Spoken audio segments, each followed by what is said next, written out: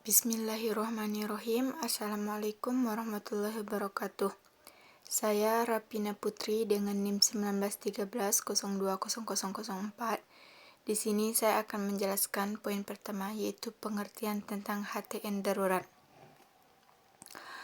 Hukum Tata Negara Darurat atau HTN darurat selaku hukum tata negara dalam keadaan bahaya atau darurat ialah rangkaian peranata dan wewenang negara secara luar biasa dan istimewa. Untuk dalam waktu yang sesingkat-singkatnya dapat menghapuskan darurat atau bahaya yang mengancam ke dalam kehidupan biasa menurut perundang-undangan dan hukum yang umum dan biasa. HTN darurat adalah hukum yang berlaku saat negara dalam keadaan bahaya atau darurat. HTND adalah sebagai hukum positif di Indonesia. Dasar hukumnya adalah Pasal 12 Undang-Undang Nomor 1945 dan Pasal 22 Undang-Undang 1945. Hakikat hukum tata negara darurat memiliki unsur yang utama, yaitu 1.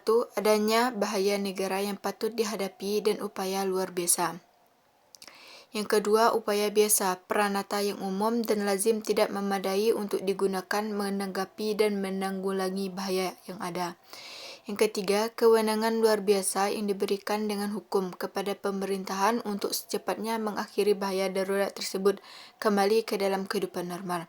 Yang keempat, wewenang luar biasa itu dan HTN darurat itu adalah untuk sementara waktu saja sampai keadaan darurat itu dipandang tidak membahayakan lagi.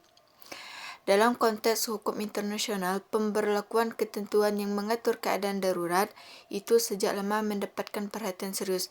Satu-satunya keadaan dianggap sebagai pengecualian dalam kerangka hukum internasional yang terkait dengan kepentingan untuk perlindungan terhadap hak asasi manusia hanyalah perang. Akan melanjutkan pembahasan mengenai asas hukum tata negara darurat. Yang pertama, asas proklamasi.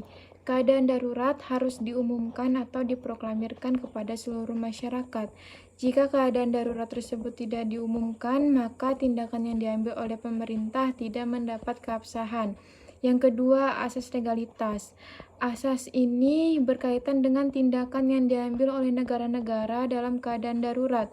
Tindakan yang diambil harus tetap dalam koridor hukum, baik hukum nasional maupun hukum internasional. Yang ketiga, asas komunikasi. Negara yang mengalami keadaan darurat harus mengomunikasikan keadaan tersebut kepada seluruh warga negara. Selain kepada warganya, pemerintah juga harus memberitahukan kepada negara lain secara resmi. Pemberitahuan dilakukan melalui perwakilan negara bersangkutan dan kepada pelapor khusus PBB. Yang keempat, asas kesementaraan. Dalam penetapan keadaan darurat harus ada kepastian hukum, yakni jangka waktu pemberlakuan keadaan darurat. Hal ini dikarenakan negara dalam keadaan darurat dapat mencederai hak dasar warga negara, sehingga pemberlakuan keadaan darurat harus jelas mengenai awal pemberlakuan dan waktu berakhirnya. Yang kelima, asas keistimewaan. Ancaman krisis yang menimbulkan keadaan darurat harus benar-benar terjadi atau minimal mengandung potensi bahaya yang siap mengancam negara. Ancaman yang ada haruslah bersifat istimewa, yaitu yang menimbulkan ancaman terhadap nyawa, fisik, harta benda, kedaulatan, keselamatan, dan eksistensi negara atau kehidupan bersama dalam sebuah negara. Keenam, asas proporsionalitas. Tujuan pemberlakuan keadaan darurat adalah agar negara dapat mengembalikan dalam keadaan semula dengan waktu yang cepat. Oleh karena itu, tindakan yang diambil haruslah tepat sesuai dengan gejala terjadinya keadaan darurat. Jangan sampai negara mengambil tindakan yang tidak sesuai dengan dan cenderung berlebihan. Ketujuh, asas intangibility. Asas ini terkait dengan hak asasi manusia.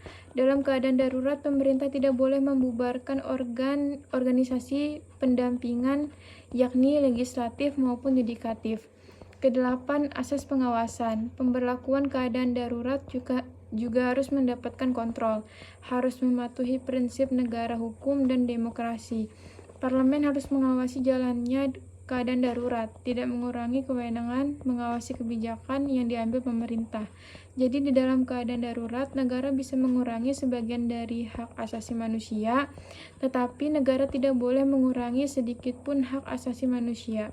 Di antaranya hak untuk hidup, hak untuk tidak disiksa, hak kemerdekaan pikiran dan hati nurani, hak beragama, hak untuk tidak diperbudak, hak untuk diakui sebagai pribadi di hadapan hukum, hak untuk dituntut atas dasar hukum yang berlaku surut. Selanjutnya itu hukum keadaan darurat subjektif dan objektif.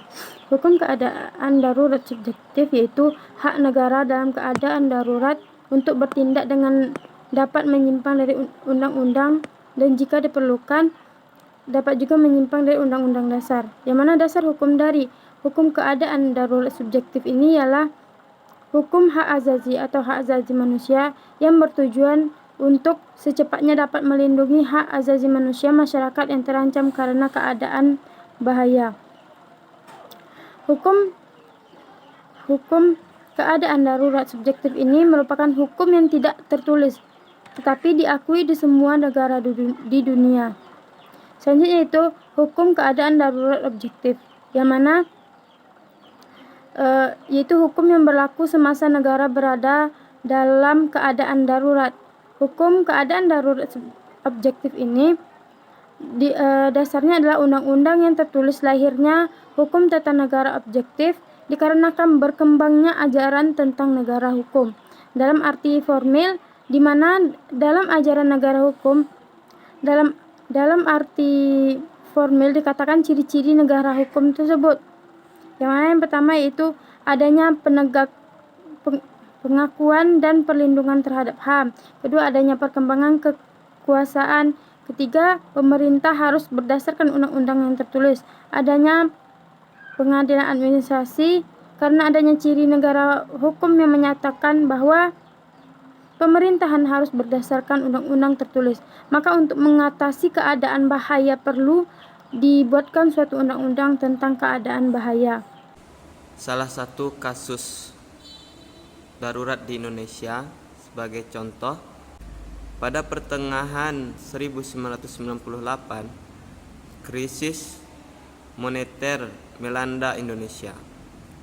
Di tengah krisis moneter itu, Indonesia kembali mengadakan sidang umum MPR dengan agenda pemilihan presiden dan wakil presiden, di mana Soekarno menjadi calon tunggal.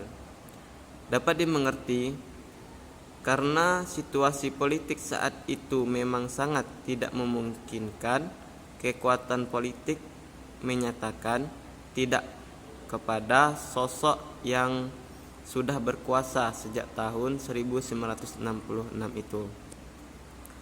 Oleh karena itu, ia kembali sebagai presiden untuk masa jabatan ke-7 pada 11 Maret 1998, meski ia sendiri sudah mulai ragu untuk kembali memperkuat legitimasi pemerintahan. MPR mengeluarkan Tab nomor 5/MPR/1998 tentang pemberian tugas dan wewenang dan pengamanan pembangunan nasional sebagai pengamalan Pancasila. Singkat kata, dalam menghadapi situasi yang genting tersebut, akhirnya Presiden Soekarno melakukan langkah-langkah darurat. Pada 18 Mei 1908, Presiden Soekarno mengeluarkan Instruksi Presiden nomor 16 tahun 1998 tentang pembentukan Panglima Angkatan Bersenjata RI sebagai Panglima Komando Operasi Kewaspadaan dan Keselamatan Nasional. Beberapa poin penting dari Impres itu adalah sebagai berikut. 1. Menentukan kebijakan nasional untuk menghadapi krisis yang sedang atau akan dihadapi. 2. Mengambillah langkah-langkah untuk secepatnya mencegah atau menindakan sumber-sumber penyebab atau mengatasi peristiwa yang mengakibatkan gangguan terhadap keamanan dan ketertiban. Ketiga, para menteri dan pimpinan lembaga pemerintahan di tingkat pusat dan daerah membantu pelaksanaan tugas dan fungsi Komando Operasi Kewajiban dan Keselamatan Nasional. Pada 19 Mei 1998, Presiden Soeharto mengundang sejumlah tokoh masyarakat.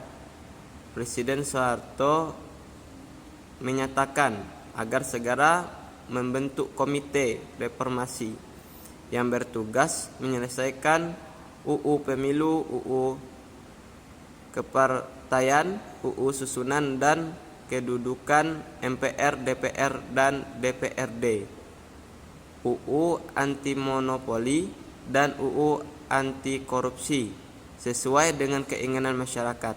Akan tetapi, kedua langkah darurat untuk mengatasi keadaan ini tidak jadi dilaksanakan oleh Presiden Soeharto.